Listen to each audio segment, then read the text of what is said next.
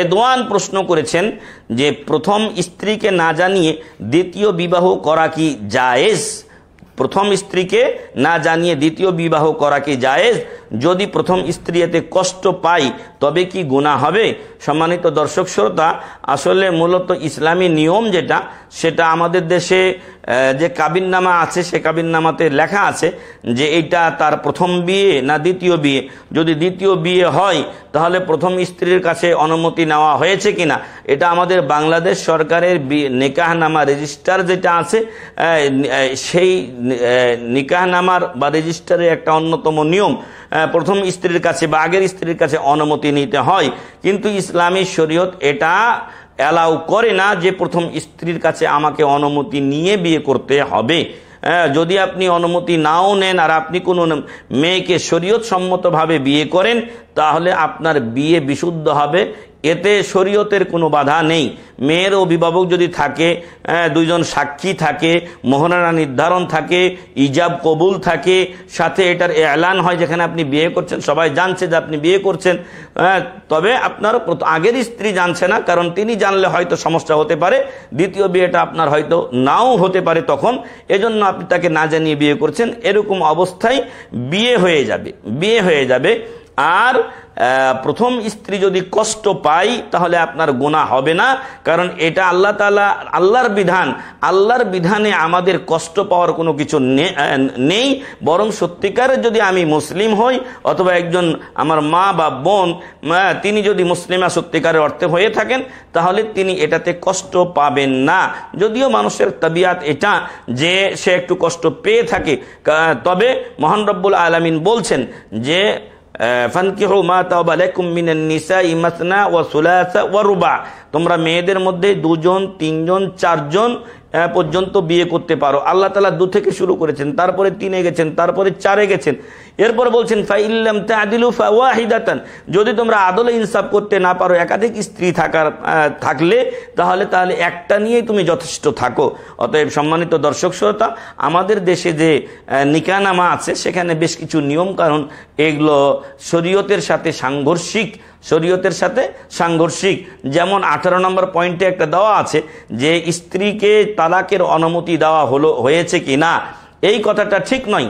স্ত্রীকে তালাকের অনুমতি দেওয়া হয় আমাদের নিকাহনামাতে, হ্যাঁ লিখে থাকেন কাজীরা এটা, কিন্তু আসলে তালাকের যে ক্ষমতা এটা আল্লাহ তাআলা দিয়েছেন, ইসলাম দিয়েছে পুরুষের হাতে, কারণ সেই মোহরানা দিয়ে বিয়ে করে নিয়ে আসে, এই নারীর যাবতীয় খরচ, পোশাক, পরিচ্ছদ ইত্যাদি এগুলো বহনের দায়িত্ব নিয়ে সে তাকে বিয়ে করে নিয়ে আসে।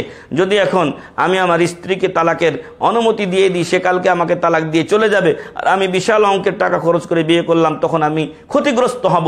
এজন্য ইসলাম এটা অ্যালাউ করেনি। তাছাড়া নারীরা সাধারণত বুঝের দিক দিয়ে অপরিপক্ক হয়, একজন এসে তাকে মেলা ধরনের ভুলভাল বুঝিয়ে দিল, তুমি আমার কাছে চলে আসো, তোমাকে আমি অনেক সুখে শান্তিতে রাখবো, আমার গাড়ি আছে, সে আছে, কিচ্ছু নাই, মিথ্যা কথা বলে দিয়েছে।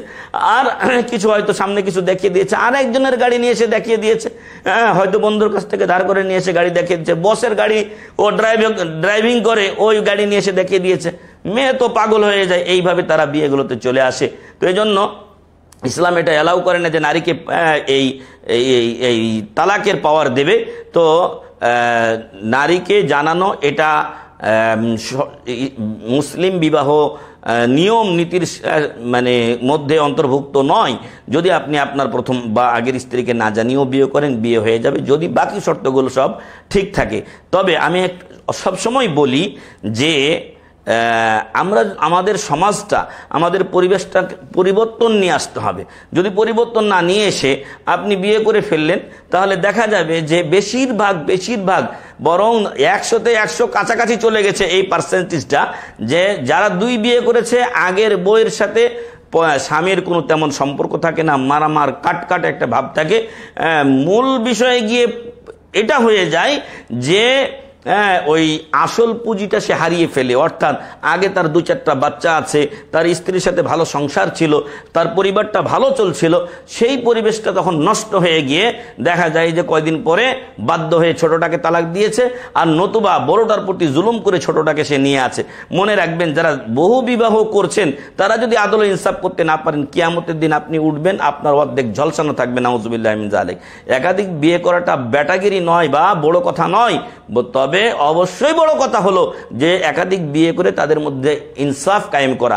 আমার মা ও বোনদেরকে আমি বলবো যে কোনো মুসলিম ভাইয়ের যদি এ সামর্থ্য থাকে, তার দৈহিক সামর্থ্য আছে, তার আর্থিক সামর্থ্য আছে, সে আদল ও ইনসাফ করে আপনাদের দুজনকে বিয়ে করে তারা আলাদা আলাদা জায়গাতে রেখে সুন্দরভাবে চলতে চাই, আপনাদের উচিত আল্লাহর এ বিধান কায়েম করার জন্য এই ভাইকে সহযোগিতা করা। আর আগের স্ত্রী যিনি আছেন বা পরে যিনি আসছেন, এদের কখনোই এটা জায়েজ নয় যে তারা মারামারি করবে। যদি এমনটি হয় তাহলে তারা হিংসা বিদ্বেষের সাথে জড়িত হয়ে যাবে, গীবত পরনিন্দার সাথে জড়িত হয়ে যাবে। আল্লাহ তাআলা যেন এরকম থেকে আমাদেরকে হেফাজত করেন, আল্লাহুম্মা আমিন। আর প্রথম স্ত্রীর অনুমতি বা আগের স্ত্রীর অনুমতি নেওয়া ইসলামী শর্ত মোতাবেক এটা লাগবে না। আর আগের স্ত্রী যদি কষ্ট পায়, এটা মানবিক কিছুটা হতে পারে।